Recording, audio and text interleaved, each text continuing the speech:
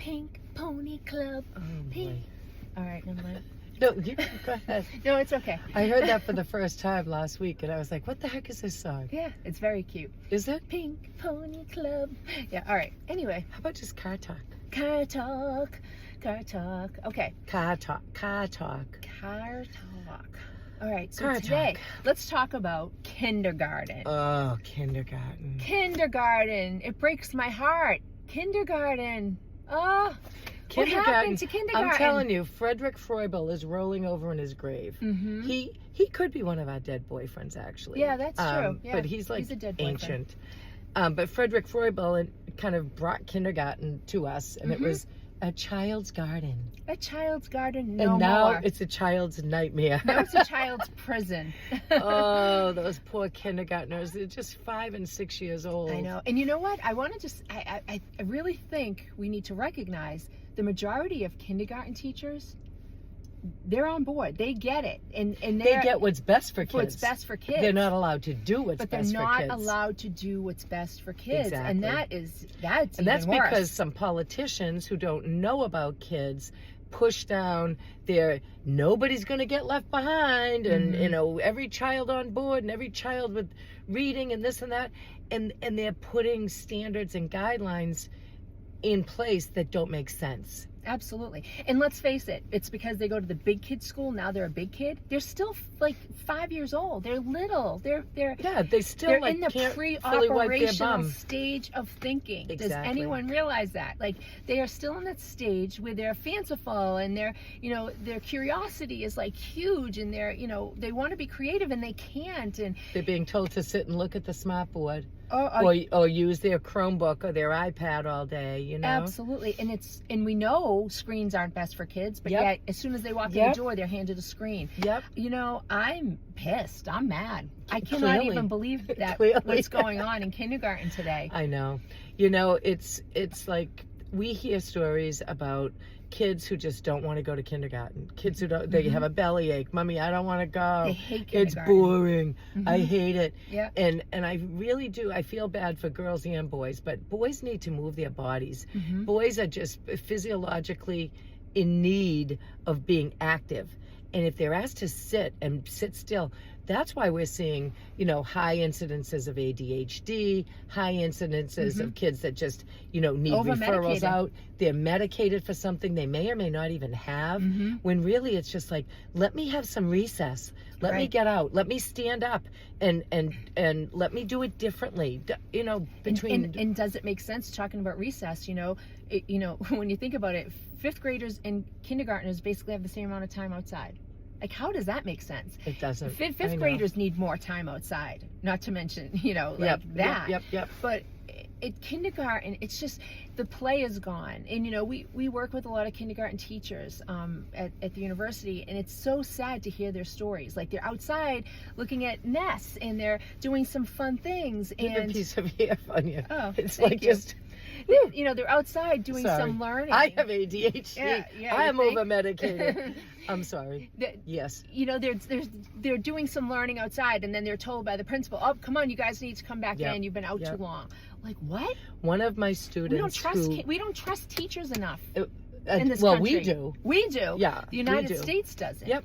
We that's gosh, there's so much to talk about on this I know. subject. Sorry guys, you could be here for a while. But one of my students told me that she works in a public school, in elementary school, in kindergarten. She might even be first grade. But she said she pulls down her little shelter-in-place shade on her The window. fact that we have those is scary, but yeah. Hello, I know, that's another time. whole story. But she pulls down the shade to hide when she lets the kids play, because she has to justify play. And it's like, no. So I always tell them, let the kids do what they are naturally inclined to do, and then you go back as the kindergarten teacher, the adult, and attach a standard to it, because you can do that. Right. But if you're looking at this standards glossary and Yeah. you're like, I gotta find a standard, I have to have an activity for that, that's backwards. And speaking of backwards, those standards were actually backwards mapped from high school. Yes. So the brilliant people, Push down. Yeah. the brilliant people who developed core curriculum in different standards, looked at the 12th graders, and then said, oh, we'll be a little easier for 11th, a little easier for 10th, a little easier for 9th, all the way down to those little kindergartners. And it's like, no, hell no. And back when I went to kindergarten, we had the piano. The teacher was playing the piano, and we sang Bluebird through my window, and we painted at an easel. I remember it vividly. You know, lots of singing and going outdoors and playing games.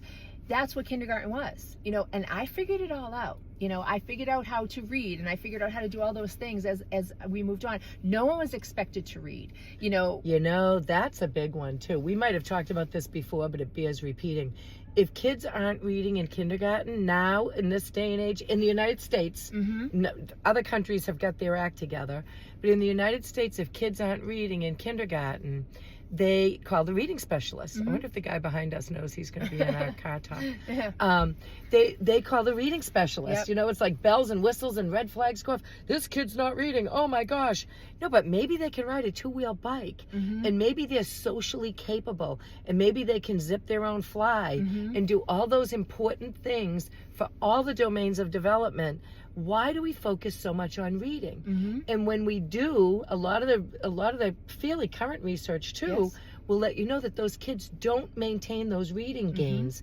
They might be a little ahead in kindergarten, but by 3rd grade they've either tapered off, or they're below the kids that read a little bit later. Absolutely. So, you know. And, you know, let's go back to Piaget, one of our other dead boyfriends. Yes. You know, and we think about the stages that they're in. When they go from pre-operational to concrete stage of thinking, what ends up happening is that's when they're ready to read, when they're in the concrete stage of thinking, you know, and they're not ready yet in kindergarten. So when did you learn how to read? They're not ready.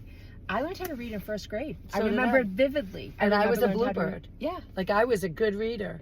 And I still love to read. In Yeah. fact, the book I'm reading right now is like 700 pages. See? Which is you're ridiculous. A good reader. Yeah. But I love to Excellent read reader. because nobody forced it upon me before I was ready to do it. Yeah, and all we're hearing from young children today in kindergarten is, I can't do it. I don't, and they feel like failures right from the beginning. I don't want to go. Yeah. So if they're not reading like the kid next to them, they feel like a failure. And we all know Finland.